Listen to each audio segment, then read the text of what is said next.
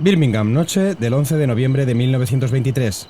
Hace 24 horas Tommy Ball estaba jugando con la camiseta del Aston Villa, ayudándole a ganar su partido de liga contra el Notts County. Hace 24 horas, el central atravesaba el mejor momento de su carrera y comenzaba a sonar para las próximas convocatorias de Inglaterra. Pero hace 24 horas, Tommy Ball estaba vivo. Y ahora, el cuerpo de este defensa de 23 años yace en el jardín de su casa con 2 balazos. Será el primer y único futbolista de la liga inglesa asesinado estando en activo. Su desaparición, de la que ahora se cumplen exactamente 100 años, constituye el primer archivo de Brazalete Files. Y para reabrirlo, he invitado a un gran conocedor del fútbol británico. Hola, soy Elio Leart, de la Media Inglesa, y este caso tal vez me interese. El central será asesinado al anochecer.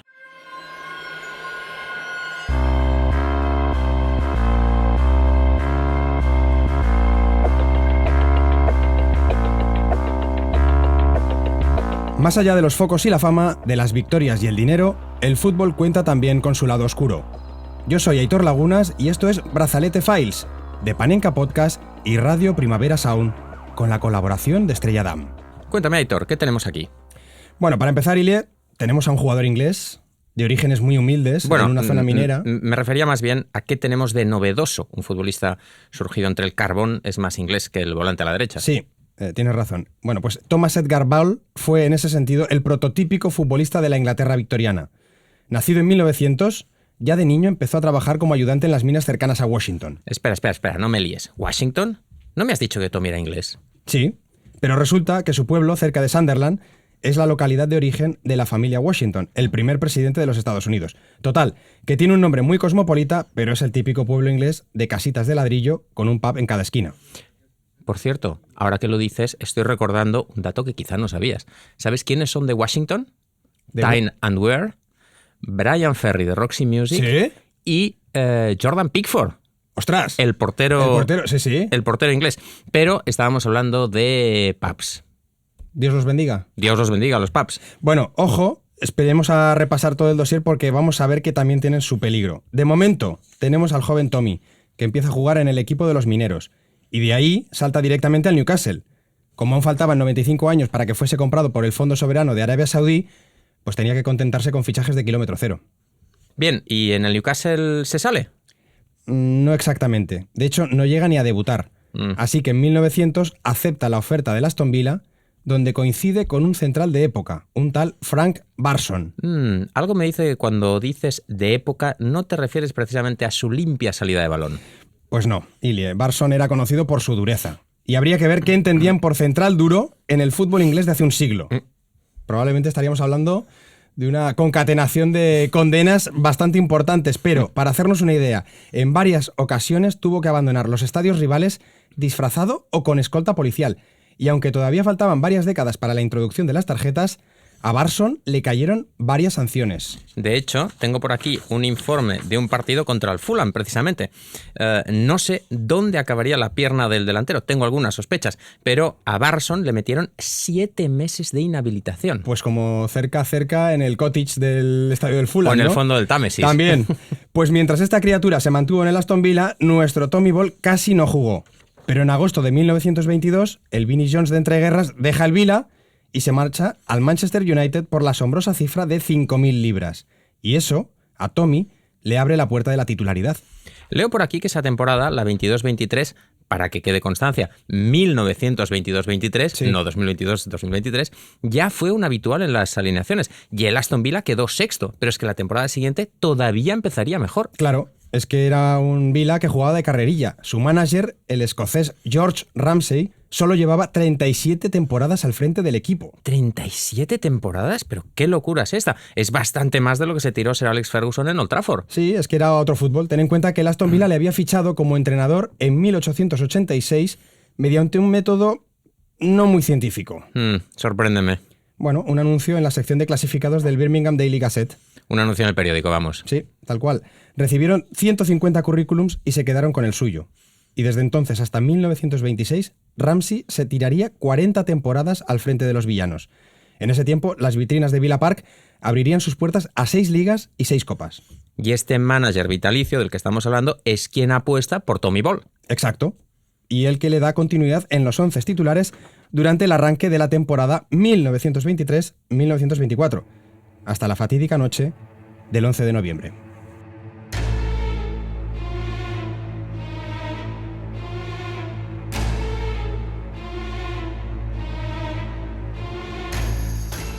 Llámame perspicaz, pero creo que ahora vamos a los hechos del día que nos ocupa. Sí, perspicaz, pero déjame aportar un dato con cero trascendencia en la investigación. Tommy Ball se había casado. Y te lo voy a leer en inglés para que quede más elegante. Ball married Beatrice Richards, the daughter of a local pork butcher and pie maker. Vamos, en otras palabras, que se había casado con la hija del charcutero del pueblo. Buena inversión. Sí. Que también preparaba empanadas, por lo que sea. Bueno, pues tiene razón. Es un dato tan detallado como insustancial que, por otro lado, me encanta. Bien, sabía que te gustaría. Este otro apunte sí que tendrá algo más de trascendencia. La pareja se había mudado a una casita de propiedad de un agente de policía, un tal George Stack, que además era su vecino. Y parece que ya habían empezado a tener algunas discusiones. Y según figura en el dossier que estoy viendo ahora, Tommy Ball y su esposa tenían gallinas. Y eso, por lo que sea, al poli no le acababa de gustar. De hecho, el cabroncete de Stack había amenazado con envenenar a los bichos porque se le metían en su jardín. No me puedo creer que el único asesinato de un futbolista inglés en activo tuviera unas gallinas como casus belli. Bueno, no nos adelantemos porque ahora sí que vamos a los puros hechos. El 10 de noviembre, Tommy juega en el campo del Notts County.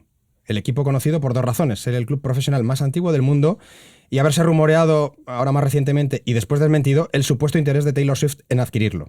Otro dato difícilmente trascendente para la investigación, pero que también me encanta. Proceda, caballero, por favor. Con su victoria por 0-1 en Meadow Lane, el Aston Villa se coloca tercero en la tabla a 3 puntos del líder, el Cardiff, y a 2 del segundo, el Huddersfield Town. Para que veas lo que ha cambiado el fútbol inglés desde entonces. Bueno, ¿y qué sucedió a continuación? Pues al día siguiente, Mr. and Mrs. Ball se dejan caer por la Charles Tavern. Era domingo y Tommy, bueno, se bajó 3 pintas y media. Nunca he entendido muy bien el tema de las medias pintas. Sí. Es decir, 3 pintas y media. ¿Por qué? O te tomas 3 o te tomas 4, pero 3 y media no tiene ningún sentido. Totalmente de acuerdo. La cosa es que la pareja llega a casa a eso de las 10 de la noche, que para ser un domingo de noviembre en la Inglaterra de 1923 debía ser casi de madrugada. La cosa es que Ball salió al jardín a buscar a su perro, y al poco Beatrice escucha una discusión seguida de un disparo.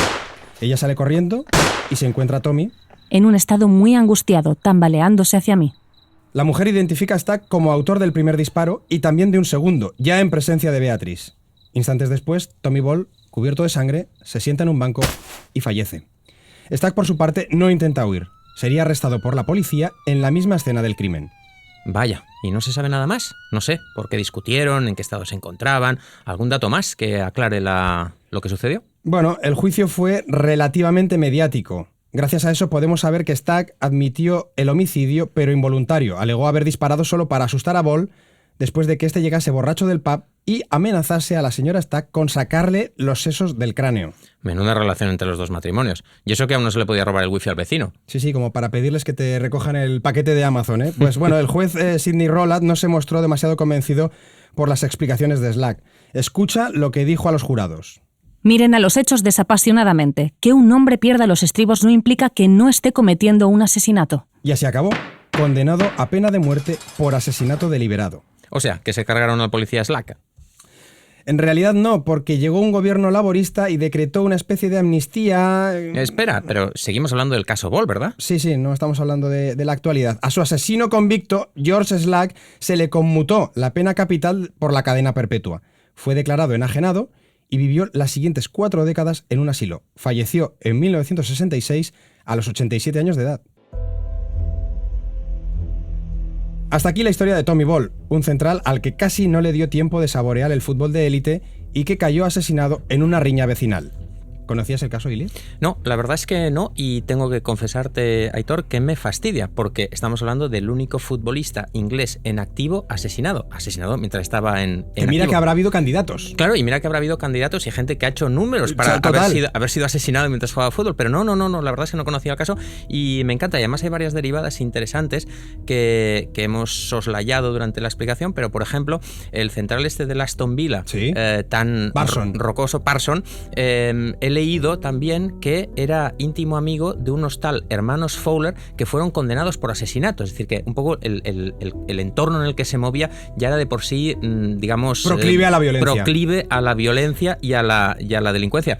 La verdad es que me parece una historia fascinante, Aitor. Es que no podemos dejar pasar tampoco que estamos hablando de la ciudad y del momento de Peaky Blinders, es decir, que había un sustrato ahí violento que también creo que tiene algo que ver con el hecho de que muchos hombres acababan de regresar de los frentes de la Primera Guerra Mundial. De hecho, el propio Slack, claro, en algún detalle, en algún informe que hemos podido leer, ¿verdad?, aparece como que tal vez estaba algo trastocado después de pasar por la Primera Guerra Mundial. Sí, tal cual. Era una época muy diferente en el fútbol y en la sociedad.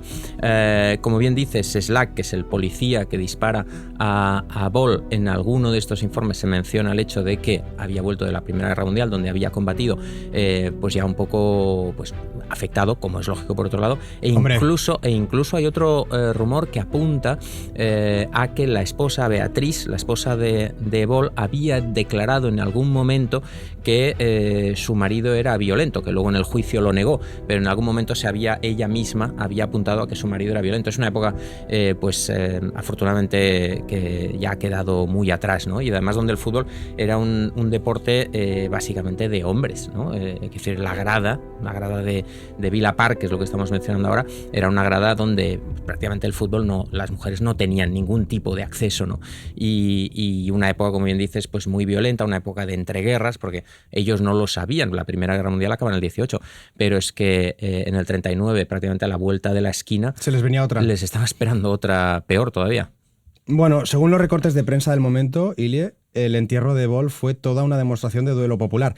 El cortejo, por cierto, en un detalle que creo que también te gustará, partió de la charcutería del suegro. Mira, al final sí que tenía relevancia el dato. Lo que no sabemos es si repartieron, pues qué sé yo, unas salchichas, unos entremeses para amenizar el cortejo. ¿No? Claro, los pasteles de carne. Claro, unos pasteles de carne para amenizar un poquito el cortejo, ¿no? Hay que decir que el charcutero, el suegro tenía idea de negocio, es decir, que lo aprovechaba todo. Claro. Cogía el cerdo y hasta el producto final. Claro, y si no, pues me hago unas empanadas. Hombre, hay que decir que para la época es un pelotazo casarte con la hija del charcutero. Sí. O sea, es un braguetazo en todas reglas. Sí. Bueno, yo creo que para la época, en cualquier época, siempre. Claro. ¿No? Hombre, ¿en qué momento la humanidad ha dejado de comer fiambre? Claro. Quizá ahora.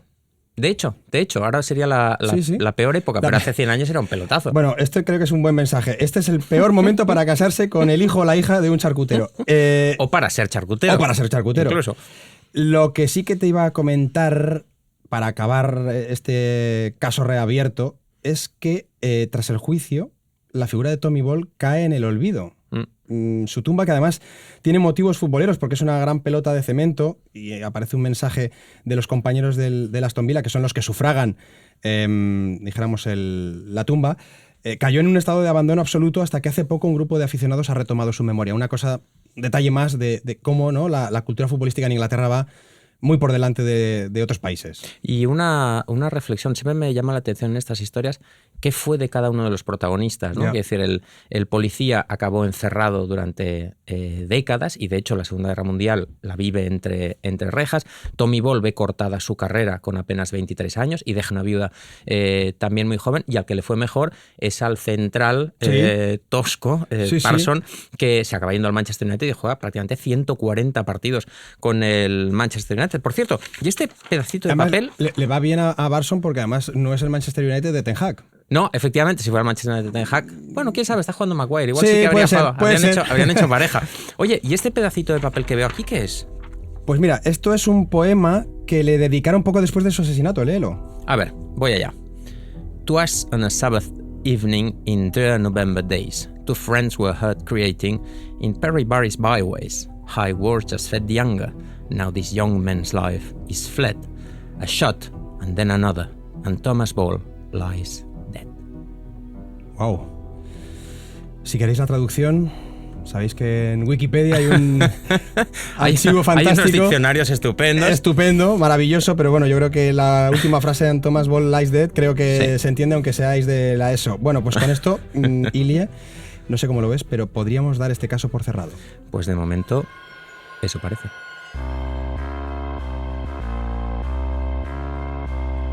Brazalete Files es una producción de Panenka Podcast y Radio Primavera Sound, con el apoyo de Estrella Damm. Síguenos en las redes sociales, comenta este episodio en tu plataforma de podcast y sobre todo no olvides decir que nos oyes. Este capítulo habría sido muchísimo peor sin la genial aportación de Ile Oleart. Han colaborado André Ignat, David Camilleri y Nacho Medina en la técnica, Edu Boada en las redes, así como Andrea Ginés en las locuciones. Marta Salicru es la productora ejecutiva y yo soy Aitor Lagunas. Gracias por escucharnos. Y recordad, Bill Shankly no tenía razón. El fútbol, a veces, sí es una cuestión de vida o muerte. Hasta el próximo brazalete.